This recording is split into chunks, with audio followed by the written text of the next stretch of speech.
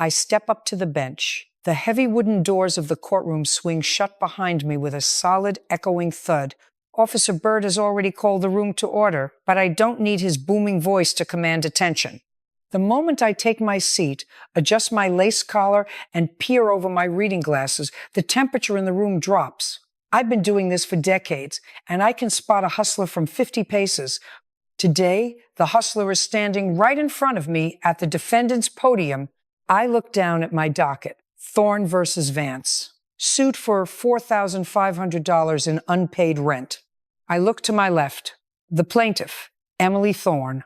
Early 20s, dressed in a sensible gray cardigan, clutching a thick manila envelope like it's her firstborn child. She looks exhausted. The kind of bone-deep exhaustion that comes from working 50 hours a week while carrying the dead weight of a useless man. I look to my right. The defendant, Marcus Vance.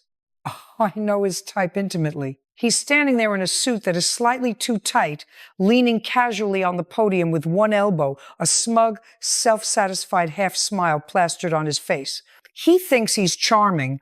He thinks his dimples are going to get him out of a legally binding financial obligation. He is about to learn a very hard, very expensive lesson. I fold my hands together and lean forward. Miss Thorne, I begin, my voice cutting through the silence of the room. You are suing your ex-boyfriend, Mr. Vance, for $4,500. You claim this is for unpaid rent spanning a period of 6 months. Is that correct? Yes, Your Honor, Emily says. Her voice trembles slightly, but she holds her ground. And, according to your complaint, you were the sole leaseholder on an apartment. You invited him to move in with you in January of last year with a verbal agreement that he would pay half the rent and utilities, which amounted to $750 a month. Am I accurate so far? Yes, Your Honor. He moved in, and for the first 2 months, he paid. But then in March, he quit his job, and I didn't quit. Marcus interrupts, his voice dripping with defensive arrogance. I transitioned out of a toxic work environment to focus on my startup. I freeze. I don't move a muscle. I just turn my head slowly and fix my eyes on him. The silence stretches for 3, 4, 5 seconds. I let him stew in it. Did I address you, Mr. Vance? I ask, my voice dangerously soft. Marcus blinks, his smug smile faltering for a fraction of a second. No, but I just wanted to clarify. You don't clarify anything in my courtroom until I ask you to. I snap, slamming my hand flat on the desk. You interrupt me again, or you interrupt her while I am questioning her, and I will have Byrd escort you to the hallway to practice listening to the walls. Do we understand each other? Marcus swallows hard, standing a little straighter. Yes, Your Honor. Good. Keep your mouth closed and your ears open. I turn back to Emily, entirely unfazed. Miss Thorne, he stopped paying in March. Why? He said he was starting a consulting business, Emily says, rolling her eyes. I already like her a little more. She's finally waking up. He told me he just needed a few months to get his cash flow going, and he promised he would pay me back every dime for his half of the rent. And you believed him. It's not a question. It's a statement of fact. Women in love are routinely, historically, and chronically blind to the glaring red flags waving right in front of their faces. I did, she admits, her shoulders slumping. We were talking about getting married. I thought we were a team. I was working double shifts at the hospital to cover the bills while he stayed home all day. I look back at Marcus. A team. I see Mr. Vance. What exactly is this consulting business you were building while your girlfriend was pulling double shifts to keep a roof over your head? Marcus clears his throat, puffing his chest out slightly. I'm an independent crypto investment strategist, Your Honor. I consult with clients on diversifying their digital portfolios. I stare at him. I don't blink. I let the absolute absurdity of his statement hang in the air like a bad smell. A crypto investment strategist. I repeat, deadpan. Let me translate that into English for the court. You were sitting on her couch, in your pajamas, playing on your computer, while she went to work to pay for the electricity running your laptop. Is that an accurate summary? No, Your Honor, it takes time to build a client base, he protests, spreading his hands out. And we were living together as a couple. It wasn't a landlord-tenant relationship. I didn't sign a lease. She offered to support me while I got my business off the ground. It was a gift. There it is, the magic word, gift. Every freeloader who gets dragged into my courtroom thinks that calling something a gift suddenly absolves them of all financial responsibility. They think I was born yesterday. Baloney, I say sharply. Do you think I just fell off the turnip truck? You moved into an apartment that costs $1,500 a month. You agreed to pay half. You paid for 2 months, which establishes a precedent. You didn't just stumble into her apartment trip and accidentally live there for 6 months. You consumed the roof over your head. You consumed the water, the electricity, and I'm guessing the groceries she bought too. We shared expenses. Marcus insists, his voice rising in that whiny defensive pitch men use when they know they are losing. I bought groceries. I took her out to dinner. I contributed to the household. Oh, you contributed, I say, leaning back in my chair and folding my arms. You bought a few bags of groceries and took her to the Olive Garden, and you think that equals $4,500 in rent? It's the principle of the matter, Your Honor, he says smoothly, leaning back onto the podium. She's only suing me because I broke up with her. She's bitter. This is retaliation. There was never any contract, and she never asked for the money until after I moved out and started dating someone else. I narrow my eyes. He really thinks he's got me figured out. He thinks he can paint her as a scorned, hysterical woman and himself as the innocent victim of her petty revenge. He doesn't know who he is dealing with.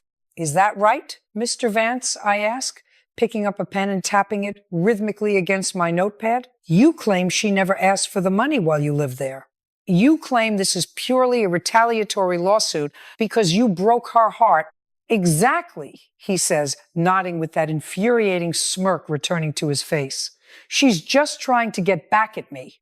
Miss Thorne, I say, turning to the plaintiff, did you bring the text messages?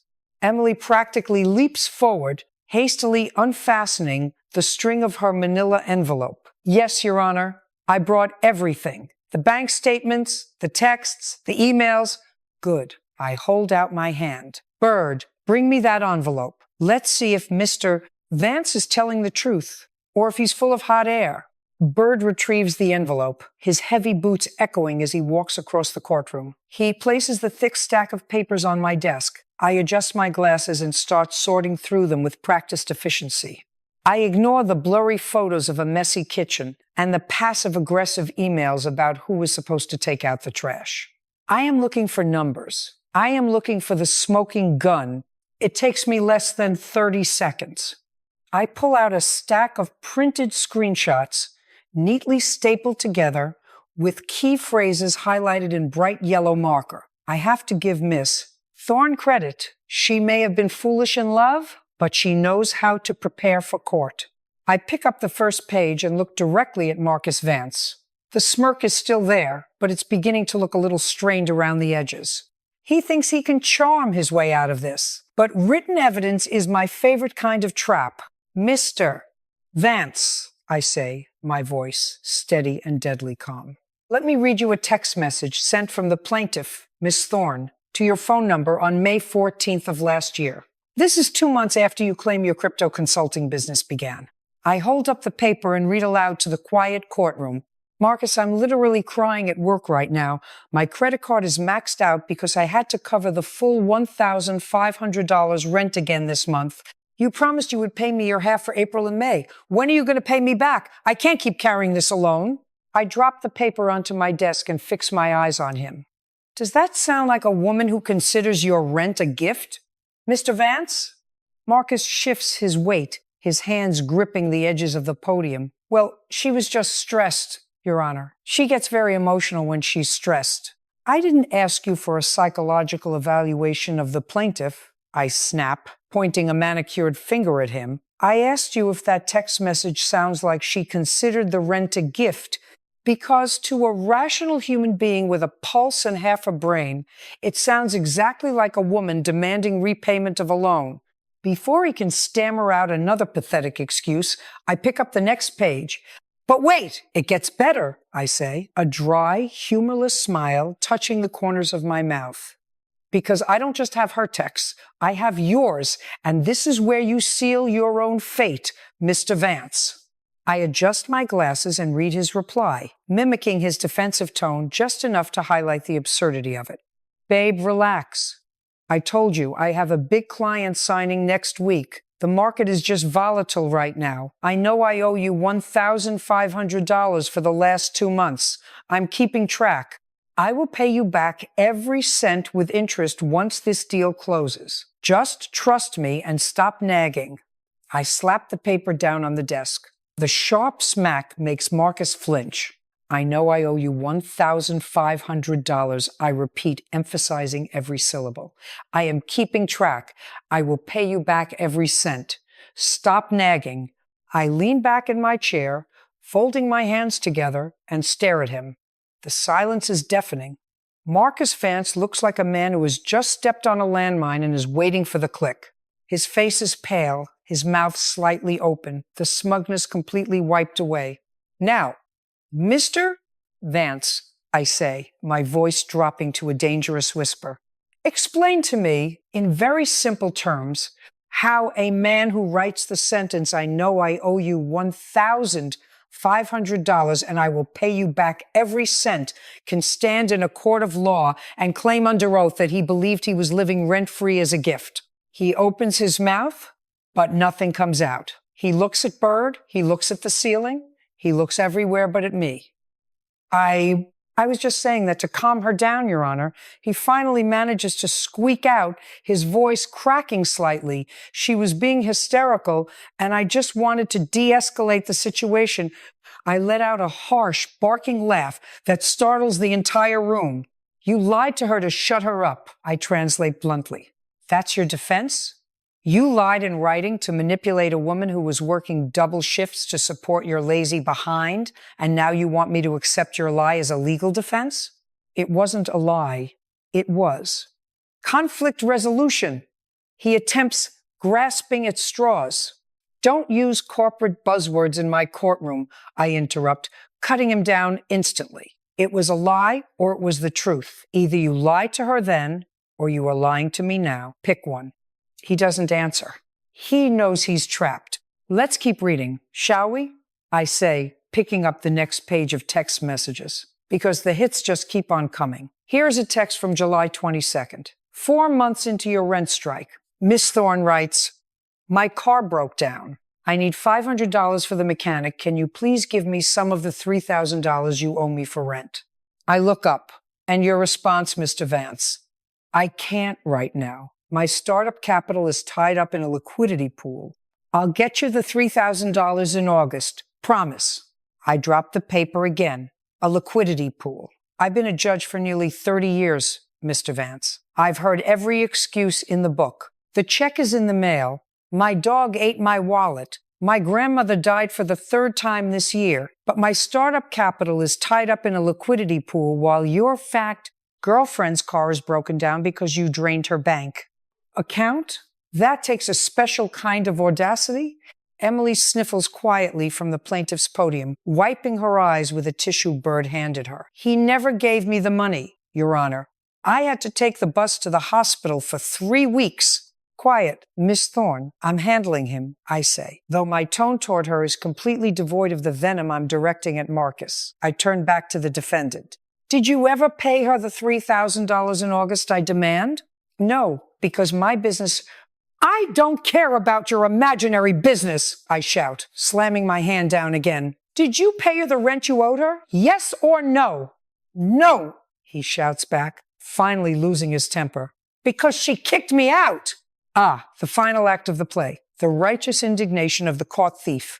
She kicked you out, I repeat slowly, dangerously quiet. She allowed you to live rent-free in her apartment for 6 months. She fed you. She housed you. She paid for the electricity you used to pretend to work. And when she finally realized you were a parasite and asked you to leave, You decided that absolved you of paying back the $4,500 you explicitly acknowledged in writing that you owed her? Marcus, practically vibrating with misplaced righteous anger, grips the podium so hard his knuckles turn white. She changed the locks. Your Honor, I had to go stay on a friend's couch. That's an illegal eviction. I'm the victim here. I let out a low, dangerous laugh. It's the kind of laugh that makes experienced lawyers pack up their briefcases and prepare for the worst. Marcus, unfortunately for him, has no idea what's coming. You're the victim, I say, leaning forward, resting my elbows on the desk and locking eyes with him. Let me explain the law to you, Mr. Vance. Since your crypto consulting business clearly didn't require you to pass the bar exam, you were not on the lease, you did not pay rent, you were a guest who overstayed his welcome by about 5.5 months. When a guest stops contributing and starts draining the host dry, the host has every right to ask them to leave. Changing the locks on a moocher is not an illegal eviction. It is an act of self-preservation. Emily lets out a shaky breath, nodding vigorously. Marcus, however, is not ready to surrender his delusion. But I have a counterclaim, he announces loudly, pointing a finger at Emily. She threw away my stuff. When she locked me out, she boxed up my things and left them in the hallway. My vintage gaming console was stolen. I'm suing her for $2,000 for destroyed property. I raise an eyebrow. This just keeps getting better. The sheer, unadulterated entitlement of this man is breathtaking. Is that right? I say, picking up his counterclaim form from the file. I glance over it quickly. You are suing the woman you owe $4,500 to for $2,000 because you claim she lost a video game console when she finally threw you out of the apartment you weren't paying for. Yes, he says, jutting his chin out defiantly. It was a limited edition, and she had no right to touch my property. I look over my glasses at Emily. Miss Thorne, did you pack his things and put them in the hallway? No, Your Honor, Emily says firmly. I texted him for 3 days straight to come get his boxes. He ignored me. Finally, I told him if he didn't pick them up by Friday at 5 p.m., I was leaving them with the building superintendent in the basement storage room. I have the text to prove it. Bring them here, I command. Bird brings me the next stack of papers. I flip to the relevant dates. Sure enough, there is the paper trail. 3 separate warnings, a final deadline, and a confirmation photo sent by Emily to Marcus showing his neatly packed boxes sitting safely in a secure storage room. I look back at Marcus, who suddenly looks a little less defiant and a lot more like a deer in headlights. Mr. Vance, I say, my voice dripping with disdain, I am looking at a photograph of your boxes in a locked basement storage room. Did you go to the superintendent and retrieve your belongings? He hesitates. He looks at his shoes. Well, I eventually went over there, but the box with my console was missing. Did you file a police report for the stolen console? I ask.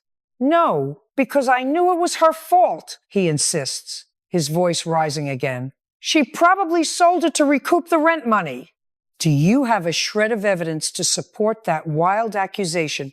I demand, pointing my pen at him like a weapon. Do you have a pawn shop receipt, a witness, a text message where she admits to selling it, anything at all? Or are you just making up stories to try and offset the money you owe her? It's obvious, Your Honor, he shouts, throwing his hands up. She was obsessed with the money. Of course she took it. Obvious, I repeat, shaking my head. The only thing that is obvious in this courtroom, Mr. Vance, is that you are a user, a liar, and a terrible investment. You lived off this young woman for half a year, spun tall tales about a business that didn't exist, promised in writing to pay her back, and when she finally wised up and kicked you to the curb, you fabricated a story about a stolen video game console to try and wriggle out of your debt. I pull out my pen. The sharp click echoes in the quiet room. I am dismissing your counterclaim for $2,000, I announce, drawing a thick black line across his form. It is frivolous, It is unsupported by any evidence, and quite frankly, it is an insult to my intelligence. Marcus opens his mouth to argue, but I silence him with a glare so sharp it could cut glass. Do not speak again, or I will hold you in contempt. Do you understand? He closes his mouth. He nods once, tightly. I turn my attention back to Emily. She looks exhausted, but there is a spark of relief in her eyes. She's finally getting the validation she deserves. Miss Thorne, I say, my tone softening just a fraction. You have provided clear, written evidence that the defendant agreed to pay half the rent.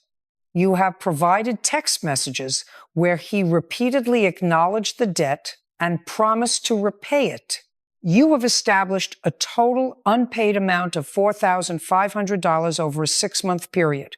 Is there anything else you wish to add before I make my ruling? Emily shakes her head, wiping away a stray tear. No, Your Honor. I just want my life back. I want to be done with him, and you will be. I assure her. Consider this an expensive lesson in who you choose to trust. Next time a man tells you he's a crypto investment strategist who needs you to pay his rent while he plays on his computer, run in the opposite direction. I turn back to the papers in front of me, aligning them neatly before I sign the final judgment order. I find in favor of the plaintiff. Judgment for Miss Thorne in the amount of $4,500. Mr. Vance, you will pay every cent of it, and you will consider yourself lucky. I cannot fine you for wasting my time with your ridiculous counterclaim. I grab my gavel and strike the sounding block with a loud, decisive crack. We're done. I stand up immediately, the black robe swirling around my ankles as I turn away from the bench. I don't look back at them. I hear Marcus muttering something foul under his breath, and I hear Emily letting out a long, shaky sigh of relief, but I am already walking toward the heavy wooden doors leading to my chambers. Bird's booming voice fills the room as I exit. Court is adjourned. Parties are excused. Just another day of taking out the trash.